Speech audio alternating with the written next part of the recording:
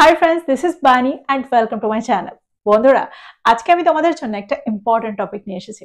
দেখো, এর আগে আমরা দেখেছি শুডকে আমরা প্যাসিভ ভয়েসে কি করে ব্যবহার করছি। আজকে আমরা দেখব প্যাসিভ ভয়েসে কুডের ব্যবহার, আর তাছাড়াও আরো কিছু মোডাল ভার্বের ব্যবহার, আর তার পাশাপাশি আমরা প্যাসিভ ভয়েসে কিছু স্ট্রাকচার দেখব।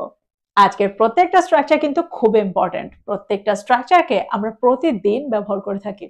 আমরা প্রতিদিন আমাদের কনভারসেশনে এই স্ট্রাকচারগুলোকেই ব্যবহার করে থাকি, আর এগুলোকে বাদ দিয়ে ইংলিশ কনভারসেশনটা কন্টিনিউ করা একদমই অসম্ভব।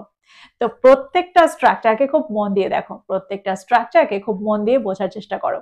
আমি প্রচুর এক্সাম্পলের মধ্যে দিয়ে তোমাদেরকে বুঝিয়ে দেওয়ার চেষ্টা করব সেন্টেন্স আমরা এগুলোকে কি করে ব্যবহার করে থাকি। তো আজকের ভিডিওটা কিন্তু খুবই ইম্পর্টেন্ট, খুবই ফ্রুটফুল হতে চলেছে। তোমরা কোথাও যাবে না, আমার সাথে ভিডিওটা একদম শেষ পর্যন্ত থাকবে। যা চ্যানেল নতুন, অর্থাৎ প্রথম আমার ভিডিও দেখছো, তারা প্লিজ চ্যানেলটাকে সাবস্ক্রাইব করে নিও। তাহলে যখনই আমি ভিডিও আপলোড করবো তোমরা নোটিফিকেশন পেয়ে যাবে। তো আর দেরি না করে চলো শুরু করা যাক আজকের ভিডিও। দেখো, যদি আমি বলি আমাকে এক সপ্তাহের মধ্যে প্রকল্পটা সম্পন্ন করতে হবে, দেখো এই সেন্টেন্সটা অ্যাক্টিভ ভয়েসে রয়েছে। সেন্টেন্সটা কি হবে? I have to complete the project within a week. এই সেন্টেন্সটাকে যদি আমরা প্যাসিভ ভয়েসে নিয়ে যাই, সেন্টেন্সটা কি হবে? তখন আমরা বলবো the project has to be completed by me within a week. The project has to be completed by me within a week. দেখো, এখানে আমরা বাই মি এর ব্যবহারটা নাও করতে পারি। আমরা যখন কথা বলি তখন আমরা আমার দ্বারা এটা এক সপ্তাহের মধ্যে সম্পন্ন করতে হবে, এই প্রকল্পটা এক সপ্তাহের মধ্যে সম্পন্ন করতে হবে, এরকমটা বলি না।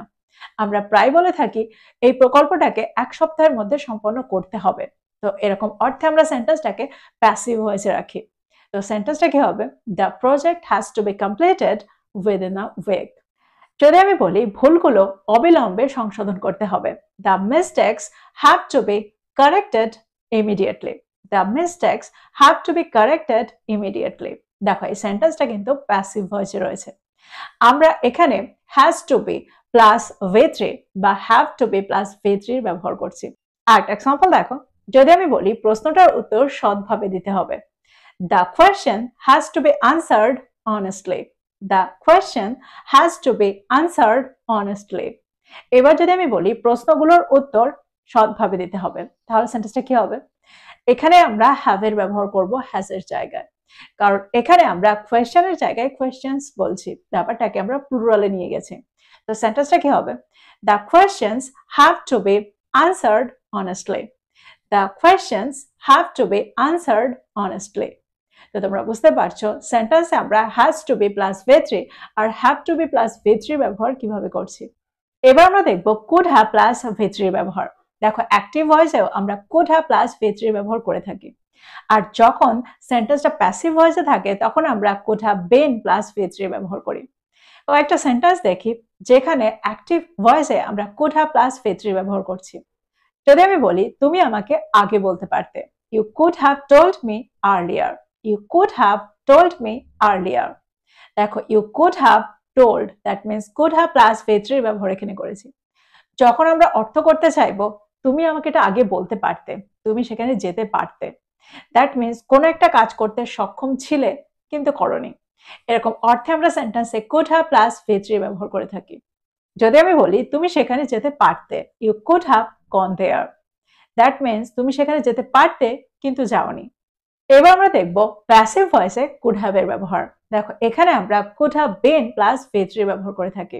এক্সাম্পল দেখো, যদি আমি বলি ভুলগুলো এড়ানো যেতে পারত, the mistakes could have been avoided. The mistakes could have been avoided. একটা এক্সাম্পল দেখো, যদি আমি বলি সমস্যাটি সহজেই সমাধান করা যেতে পারত, the problem could have been solved easily. The problem could have been solved easily.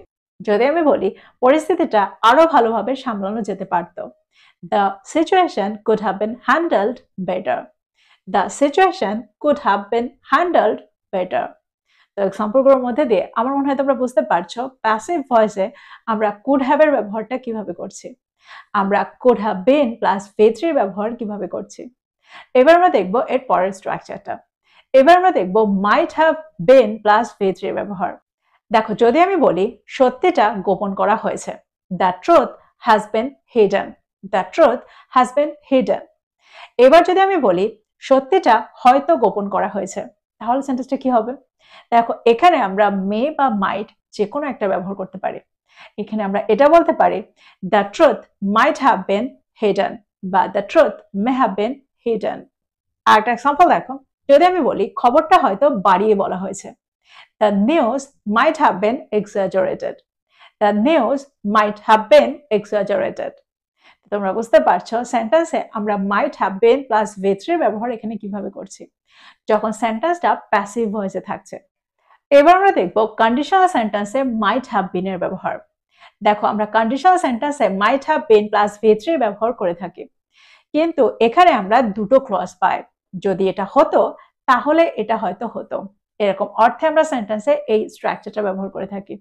আর এখানে আমরা দুটো ক্লজে, একটা ক্লজে আমরা মাইট হ্যাভ বিন প্লাস V3 ব্যবহার করি, আর আরেকটা ক্লজে আমরা পাস্ট পারফেক্ট টেন্সের ব্যবহার করে থাকি। That means subject plus had plus V3 ব্যবহার করে থাকি। এক্সাম্পল দেখো, যদি আমি বলি সমস্যাটা হয়তো সমাধান করা যেত যদি তারা চেষ্টা করত। The problem might have been solved if they had tried. The problem might have been solved if they had tried. আরেকটা এক্সাম্পল দেখো, যদি আমি বলি বলটা যদি জোরে আঘাত করতো তাহলে জানলাটা হয়তো ভেঙে যেত। The window might have been broken if the ball had hit it harder. The window might have been broken if the ball had hit it harder. তো এক্সাম্পল দুটোর মধ্যে দিয়ে আমার মনে হয় তোমরা বুঝতে পারছো সেন্টেন্সে আমরা মাইট হ্যাভ বিন প্লাস V3 কে কি করে ব্যবহার করছি। এবার আমরা দেখব অন্য কিছু স্ট্রাকচার। আমরা প্রায় বলে থাকি ওই পরিস্থিতিতে কিছুই করা যেত না, ওই পরিস্থিতিতে তাকে কিছুই বলা যেত না, সেই অবস্থায় কিছুই বদলানো যেত না। তো এরকম অর্থে আমরা সেন্টেন্সে কোন স্ট্রাকচার ব্যবহার করতে পারি? দেখো এরকম অর্থে আমরা সেন্টেন্সে nothing could have been plus V3 ব্যবহার করে থাকি। ফর এক্সাম্পল, তাকে বাঁচাতে কিছুই করা যেতে পারতো না। Nothing could have been done to save him. Nothing could have been done to save him. যদি আমি বলি ওই পরিস্থিতিতে কিছুই বদলানো যেত না, Nothing could have been changed in that situation. Nothing could have been changed in that situation. আমরা প্রায় বলে থাকি এত অল্প সময়ে কিছুই আয়োজন করা যেত না। Nothing could have been arranged in such a short time. Nothing could have been arranged in such a short time. যদি আমি বলি সেই মুহূর্তে কিছুই ব্যাখ্যা করা যেত না, Nothing could have been explained in that moment. Nothing could have been explained in that moment. তো তোমরা বুঝতে পারছো সেন্টেন্সে আমরা কত সহজেই এই স্ট্রাকচারটাকে ব্যবহার করতে পারি, Nothing could have been plus V3 কে। এবার আমরা দেখব এর পরের স্ট্রাকচারটা। আমরা বাংলায় প্রায় বলে থাকি এটা হওয়া প্রয়োজন, নিয়মটা বদলানো প্রয়োজন, নিয়মটা কঠোরভাবে অনুসরণ করা প্রয়োজন। তো এরকম অর্থে আমরা সেন্টেন্সে কোন স্ট্রাকচার ব্যবহার করব? এখানে আমরা ব্যবহার করব is বা are plus required to be plus V3। Example দেখো, যদি আমি বলি নিয়মগুলো কঠোরভাবে অনুসরণ করা প্রয়োজন, The rules are required to be followed strictly. The rules are required to be followed strictly. যদি আমি বলি বাড়ির কাজটা সময় মতো জমা দেওয়াটা প্রয়োজন, The homework is required to be submitted on time. The homework is required to be submitted on time. তো এক্সাম্পলগুলোর মধ্যে দিয়ে আমার মনে হয় তোমরা বুঝতে পারলে সেন্টেন্সে আমরা স্ট্রাকচারটাকে কি করে ব্যবহার করছি। এবার আমরা দেখব এর পরের স্ট্রাকচারটা। আমরা প্রায় বলে থাকি এটা হওয়ার সম্ভাবনা রয়েছে, মিটিংটা স্থগিত হওয়ার সম্ভাবনা রয়েছে। তো এরকম অর্থে আমরা সেন্টেন্সে কোন স্ট্রাকচার ব্যবহার করতে পারি? এখানে আমরা likely to be plus V3 ব্যবহার করব। এক্সাম্পল দেখো, ফর এক্সাম্পল যদি আমি বলি মিটিংটা স্থগিত হওয়ার সম্ভাবনা রয়েছে, The meeting is likely to be postponed. The meeting is likely to be postponed. আরেকটা এক্সাম্পল দেখো, যদি আমি বলি ফলাফলটা আগামীকাল ঘোষণা হওয়ার সম্ভাবনা রয়েছে, The result is likely to be announced tomorrow. The result is likely to be announced tomorrow. দলটার হেরে যাওয়ার সম্ভাবনা রয়েছে, The team is likely to be defeated. The team is likely to be defeated. তো তোমরা বুঝতে পারছো সেন্টেন্সে আমরা likely to be plus V3 ব্যবহারটা কোন অর্থে করছি, কোনো কিছুর সম্ভাবনা রয়েছে। এবার আমরা দেখব এর পরের স্ট্রাকচারটা। আমরা প্রায় বলে থাকি কোনো কিছু হওয়ার কথা রয়েছে, সেখানে যাওয়ার কথা রয়েছে। এটা হওয়ার কথা রয়েছে, এরকম অর্থে আমরা সেন্টেন্সে কোন স্ট্রাকচার ব্যবহার করতে পারি? এখানে আমরা suppose to be plus V3 ব্যবহার করে থাকি। এক্সাম্পল দেখো, যদি আমি বলি সমস্যাটি এতক্ষণে সমাধান হয়ে যাওয়ার কথা, the problem is suppose to be solved by now. The problem is suppose to be solved by now. আরেকটা এক্সাম্পল দেখো, যদি আমি বলি সিনেমাটা আগামী মাসে মুক্তি পাওয়ার কথা, the movie is suppose to B released next month. The movie is suppose to B released next month. আরেকটা এক্সাম্পল দেখো, যদি আমি বলি রাস্তাটি এই সপ্তাহে মেরামত হওয়ার কথা, the road is suppose to be repaired this week. The road is suppose to be repaired this week. তো এক্সাম্পলগুলোর মধ্যে দিয়ে আমার মনে হয় তোমরা বুঝতে পারছো সেন্টেন্সে আমরা suppose to be plus V3 কে কোন অর্থে ব্যবহার করছি। তো এই ছিল কয়েকটা ইম্পর্টেন্ট স্ট্রাকচার যেগুলোকে আমরা প্যাসিভ ভয়েসে ব্যবহার করে থাকি। আমার মনে হয় প্রত্যেকটা স্ট্রাকচারকে তোমরা বুঝতে পেরেছো, আর এটাও বুঝতে পেরেছো যে আমরা প্রতিদিন এই স্ট্রাকচারগুলোকে কতবার ব্যবহার করে থাকি। তো প্রত্যেকটা স্ট্রাকচারকে নোট ডাউন করো আর এগুলো দিয়ে প্রচুর সেন্টেন্স তৈরি করো আর সেগুলোকে প্রতিদিনের কনভারসেশনে ইনক্লুড করো। তো এই ছিল আজকের ভিডিও, এই ছিল আজকের টপিক। ভিডিওটা ভালো লাগলে লাইক করতে ভুলে যেও না, ওদেরকে শেয়ার করো যারা ইংরেজি শিখছে। So this is all about today.